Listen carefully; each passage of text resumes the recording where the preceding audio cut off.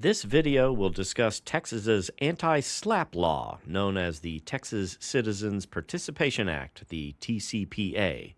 This video is produced by Texas Legal Services Center with a grant from the Texas Bar Foundation. This video is not a substitute for legal advice and counsel of a lawyer. First, let's start with what a SLAPP law is. SLAPP stands for Strategic Lawsuit Against Public Participation. These are lawsuits that are filed with the intent to silence the other side from exercising their First Amendment rights. The Texas legislature in 2011 passed the Texas Citizens Participation Act to help Texans fight these types of lawsuits. This is why the TCPA is known as the anti-SLAPP law. For example, let's say Danielle wants to have plastic surgery done on her eyes as her sagging eyelids are impeding her vision. Danielle goes to Dr. Smith, who agrees to do an eye lift for her. However, after the surgery, Danielle is permanently blinded in one eye. Upset, Danielle posts about these problems on Facebook and Twitter. Dr. Smith becomes angry and files a lawsuit against Danielle because the online statements hurt her reputation. Dr. Smith is the plaintiff, and Danielle is the defendant in this lawsuit.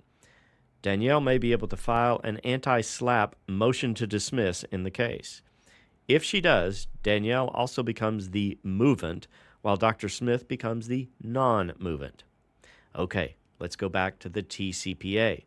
The law, found in Chapter 27 of the Texas Civil Practice and Remedies Code, says a defendant may be able to file the anti-SLAPP motion to dismiss when there is a legal action based on or is in response to someone exercising their rights to free speech, to petition, ask the government for help, or his or her right of association. Importantly, the law also says that if a movant's motion to dismiss is granted, the judge must award them reasonable attorney's fees, court costs, and other expenses. The judge can also order sanctions against the non-movant as a future deterrent.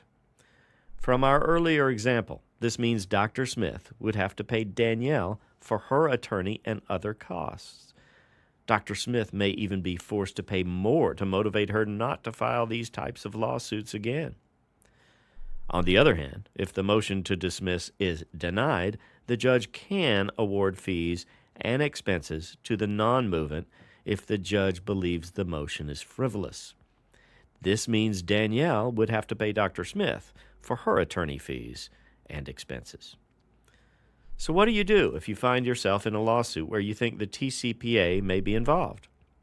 You should call an attorney who is familiar with the TCPA, who can review your case with you and give you specific advice, guidance, or represent you. This is especially important for lawsuits that were filed before September 1st, 2019, as the old version of the TCPA still applies. This previous version of the law is very different from the new version. Further, experts believe that appeals courts will continue to review and reinterpret the TCPA.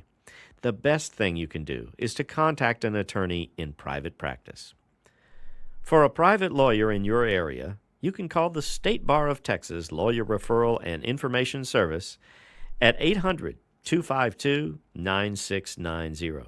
You will be given referrals to attorneys who will charge you no more than $20 for an initial 30-minute consultation.